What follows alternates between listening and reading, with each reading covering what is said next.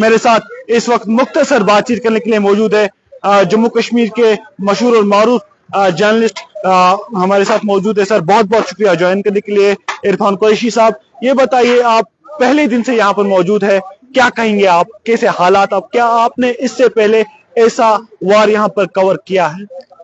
देखिए, शेलिंग तो इससे पहले भी उड़ी सेक्टर या कुपवाड़ा में होती रहती थी, लेकिन जब से सीज फायर एग्रीमेंट हुआ दोनों कंट्रीज के बारे में के बीच में, तब से यहाँ के लोग अमन और शांति में रहते थे। लेकिन अब चूंकि जिस तरह पहलगाम में अटैक हुआ और उस अटैक के बाद जिस तरह की डेवलपमेंट्स हुई दोनों देशों के बीच, उससे हालात जो है वो काफी आप देख रहे हैं टेंस है। Border are really tense along the line of control from Udi to Kupwada. Complete evacuation अभी हालांकि नहीं हुआ, लेकिन एक मेजर इवैक्यूएशन लोगों का हुआ है, जिसमें सिविल एडमिनिस्ट्रेशन ने भी काफी काम किया, कुछ लोग खुद भी यहाँ से निकले। लेकिन एक जो चिंता वाली बात है, इस बार जो शेलिंग यहाँ हुई वो डीप कई इलाकों तक हुई, जहाँ काफी जो मकान है वो डैमेज हो रहे हैं। सिविलियन पॉपुलेशन जो है वो इसकी जद में आ रहे हैं। और आप देख सकते हैं यहाँ पर जहाँ पर आप रिपोर्टिंग कर रहे हैं, यहाँ पर भी एक परिवार था जिन्हें यहाँ से फिर निकलना पड़ा। लेकिन इसमें सबसे बड़ा जो कंसर्न है वो ये है कि ऐसे लोग जो अभी नहीं निकल पा रहे हैं, उनके पास माल मवेशी है, जो कि उनका खाली केवल रोजगार का एक ऑप्शन है, तो उस वजह से वो नहीं निकल पा रहे हैं। लेकिन अभी जो सिचुएशन है, उस सिचुएशन में वन हैज टू सी कि लाइफ इज अबव एवरीथिंग। तो लोगों को कोशिश करनी चाहिए कि वो सेफर प्लेस पे रहे। आपने जैसे कहा कि हम पहले दिन से यहाँ थे, जब से खासतौर पर शेलिंग शुरू हुआ, पिछले 2 या 3 दिन से खासतौर पर यहाँ मैसिव शेलिंग जो है खासतौर पर उडी टाउन के आसपास हमें देखने को मिला। तो ये आप क्या कहेंगे, क्योंकि हमने देखा कि लगातार यहाँ पर शेलिंग हो रही है, ना कि यहाँ पे बात के राजौरी पूंछ इलाके में भी लगातार शेलिंग हो रही है, तो क्या कहेंगे आप? क्या आपको लग रहा है कि ये वार काफी देर तक रहेगा, या आपको लग रहा है कि कुछ ही दिन का? नहीं, this will take some time. At least the two of the countries should talk to each other. अभी NSA लेवल पर भी टॉक्स हुए, उसके बाद अभी यूनाइटेड नेशंस और सऊदी अरबिया भी कोशिश कर रहे हैं। डोनाल्ड ट्रंप ने खुद कहा कि we would like to meet it between the two countries. तो अभी जो रिटेलेशन का दौर है दोनों कंट्रीज के और आरोप प्रति आरोप का है, उसमें उसको देखते हुए अभी लग रहा है कि कुछ दिन और ये इशू रहेगा। उसके बाद जो है we hope that the issue may settle down. एक बड़ी ब्यूरोक्रेट की जान चली गई, तो क्या कहेंगे आप? एक सुबह एक एडीसी की जान चली गई। हाँ, वो तो आपको पता ही है, जब इन इलाकों में रहना है तो यहाँ जान का खतरा है, so one has to be safe. आप रुकिए, हम फिर से आपसे बात करने की कोशिश करेंगे, क्योंकि ग्राउंड जीरो पे आप पिछले चंद दिन से मौजूद है। इरफान, आप क्या लग रहा है? पहले तो आई एम सॉरी आकिब, मैं actually I had a call from office, तो हम ये बात कर रहे थे कि लाइफ इज अबव एवरीथिंग। हम ये मानते हैं कि लोगों के इम्पोर्टेंट कंसर्न्स हैं, खासतौर पर जिनका रोजगार का इशू है, तो लेकिन इस समय हमें सेफ्टी अपनी देखनी है, और खासतौर पर जो बंकर्स का इशू है वो एडमिनिस्ट्रेशन को एड्रेस करना चाहिए। हालांकि ये अचानक से सब हुआ वो हम जानते हैं, अदरवाइज जो बंकर्स बनाए गए थे वो at least for safety measures they were enough at some places. कुछ और बनने वाले थे, लेकिन फिर उसके बाद सीज फायर एग्रीमेंट हुआ दोनों कंट्रीज के बीच, तो ऐसा लगा कि हालात ठीक है तो अब जरूरत नहीं है। But now this a time when people who want to return to their homes, maybe 5 दिन 10 दिन बाद लोग कहें कि हम वापस जाना चाहते, तो उसके बाद अचानक से कुछ इस तरह का सिचुएशन हो, तो उसके लिए जैसे लेफ्टिनेंट गवर्नर मनोज सिन्हा, आपको पता है कल आए थे यहाँ, कि he has assured people that we will definitely address this bunker crisis issue, क्योंकि बंकर जो सेफ्टी बंकर है that is the only option in the line of control areas जब सेलिंग होता है। हम खुद पिछले कई दिनों से 6 बाई 6 फुट के बंकर में पूरी रात बैठे, वहां से फिर निकल के हम रिपोर्टिंग करते थे। तो it's very tough if you don't have any shelter like that, जब आप इस सिचुएशन में फंसे हो।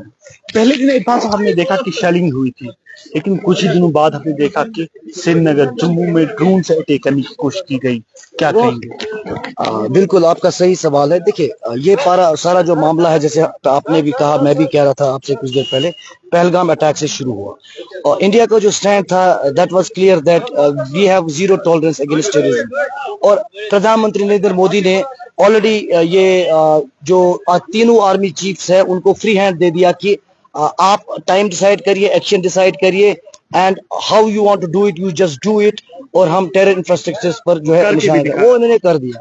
لیکن پاکستان کا یہ جو پاکستان کا جو اس میں ریمارکس ہے ریسپانس ہے, انہوں نے کہا کہ ہم یہ ایلیگیشنز کو ڈینائی کرتے ہیں. جتنے بھی اٹیکس یہاں پر کیے گئے, they were carried on specific civilian areas, اور اس میں کوئی ٹیررسٹ انفراسٹرکچر نہیں تھا. تو مجھے لگتا ہے ابھی جو اس سمے it is a kind of a accusation and a denial between the two countries. Bharat بول رہا ہے کہ ہم نے جی یہ ایکشن کیا, پاکستان بول رہا ہے کہ نہیں اس میں صداقت نہیں ہے. اسی طرح پاکستان بول رہا ہے کہ ہم نے شری نگر میں ادھر اتنے ڈرون سے اٹیک کیا, ملٹری فیسلٹیز پہ اٹیک کیا. اور آپ نے دیکھا کہ کچھ دیر پہلے آج صبح انڈین ملٹری کا جو اور منسٹری آف ایکسٹرنل افیئر کا جوائنٹ پریس کانفرنس ہوا, اس میں کہا گیا کہ پاکستان ایک فیک پروپیگنڈا جو ہے کہ چلا رہا ہے. وہیں یہ بھی کہا گیا کہ پاکستان کی کچھ امپورٹنٹ ایئر بیس, خاص طور پر سیالکوٹ کی بات کی گئی, اس پر جو کارروائی کی گئی بھارت کی طرف سے. So it's a game of accusation and denial I believe. اور اس میں ابھی لوگ جو ہے وہ ٹف سچویشن میں گرے ہوئے ہیں.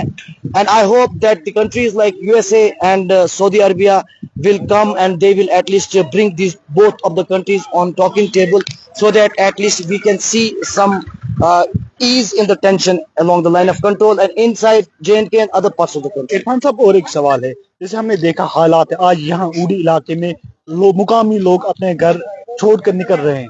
کیا آپ لوگ رہے کہ آنے والے وقت میں اگر ایسے ہی حالات رہے جو نیچے کے علاقے وہ بھی ایسا اسٹیپ اٹھاتے؟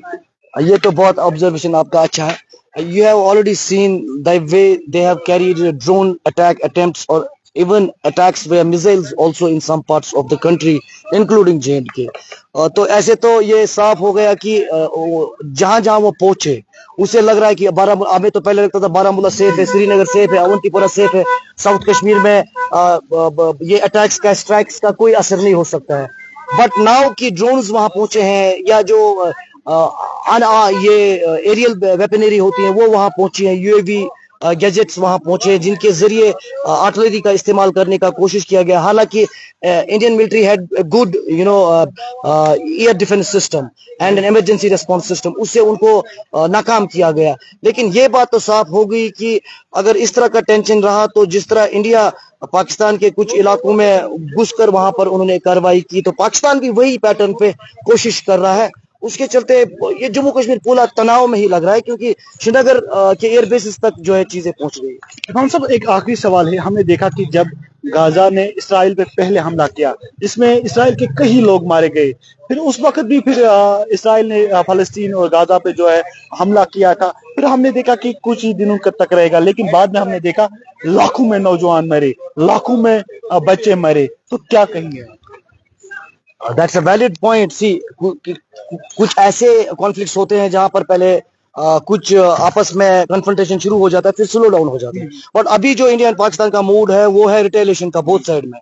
تو ایسے لگتا ہے کہ there is need of de-escalation, but this is escalating, ہے نا. تو یہ ایسکیلیشن رکنا چاہیے. اس کے لیے انٹرنیشنل باڈیز اور جو ان کے دوست ممالک ہے انڈیا اور پاکستان کے, ان کا رول بہت اہم بنتا ہے. ادروائز جیسے آپ ابھی اگزامپل دے رہے تھے غازہ کا, اسرائیل کا, وہ کانفلکٹ پھر لنگر آن ہو گیا, یا باقی جو کانفلکٹ چل رہے ہیں. تو we have to see that the role of the international bodies and the neighboring countries and the superpower is very important. بہت بہت شکریہ بات چیت کرنے کے لیے. ناظرین یہ تھے ہمارے ساتھ عرفان قریشی صاحب جو چند دن سے پہلے ہی گراؤنڈ زیرو پہ یہاں پر پہلے سے ہی موجود ہے.